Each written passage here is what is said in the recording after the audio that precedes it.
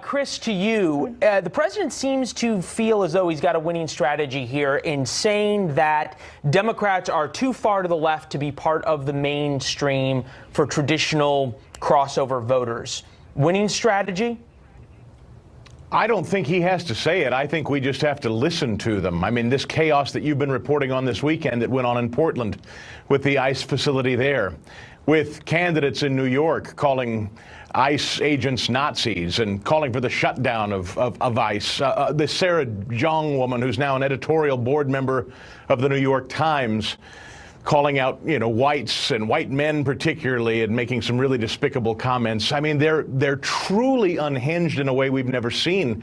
I don't think Trump has to do much heavy lifting, frankly. Let them do all the talking.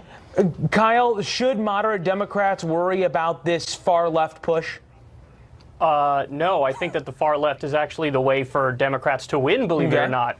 So when you look at the polls and you look at all the substantive policy issues, the American people overwhelmingly support Medicare for all, for example. They overwhelmingly support free college. They overwhelmingly want to end the wars. So when you go issue for issue, the American people are actually with the far left. And in fact, President Trump, when he ran in 2016, stole some of those issues. He ran against the wars. He ran against the trade deals. And Kyle, you might have a point. He also said he wasn't going to touch any of the entitlements, Social Security or Medicare. You make a good point in terms of where the Democratic Party is headed.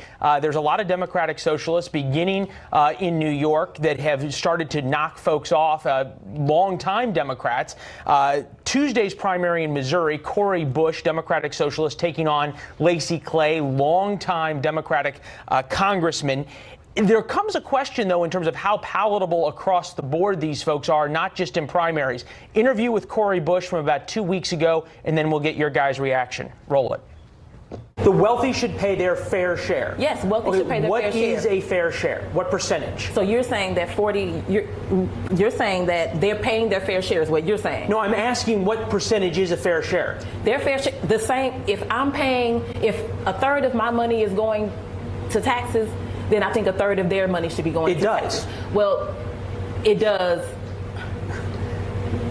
I'm trying to understand because you realize the effective tax rate on the poor is less than it is on the rich, right? Okay, so first of all, I'm not the poor. I'm very close to that line, but I'm not the poor. Okay, so the effective tax rate on the middle class is less than it is on the rich, correct? What fair share would you like to change the tax rate to on the wealthiest, what percentage of Americans, so it's a fair share? So let's say the wealthy 1% could pay, let's say if they paid, let's just give them 45%. Kyle, is that the future of the Democratic Party?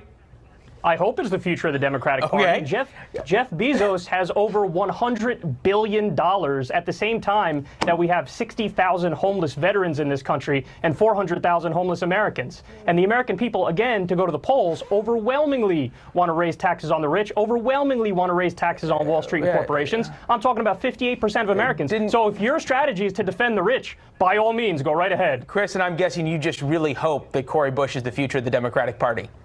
Oh, these mathematicians are brilliant. This Alicia Ocasio-Cortez before her, these are wonderful spokespeople. As I said in the open, let them keep talking. By the way, it's not like we're talking math and economics with them most of the time, although when they do, that's pretty golden. We're still talking about radical fringe stuff.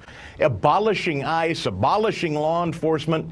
Abolishing law enforcement? Why are you making things up? That's made up. You just made that up. Who says abolish law enforcement?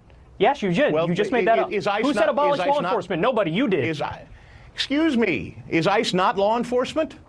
Customs and Border Protection already protects the border. ICE was created in 2003, and by the way, there are allegations of them literally doing slavery. Fellas, one second. And Kyle, you made a point about polling. Ending ICE or abolishing ICE does not play well in polls in the heartland. That is not a popular thing in Michigan, in Ohio, and in Missouri. That's correct, but that's because we need to make the argument. And for example, like I just referenced before I was being talked over, there are allegations of literal slavery happening at private prisons run by ICE. You're laughing. It was in the Washington Post. It's been proven. Oh, for God's sake. It was proven in a court of law. Okay. A court of law proved that there's merit. I'm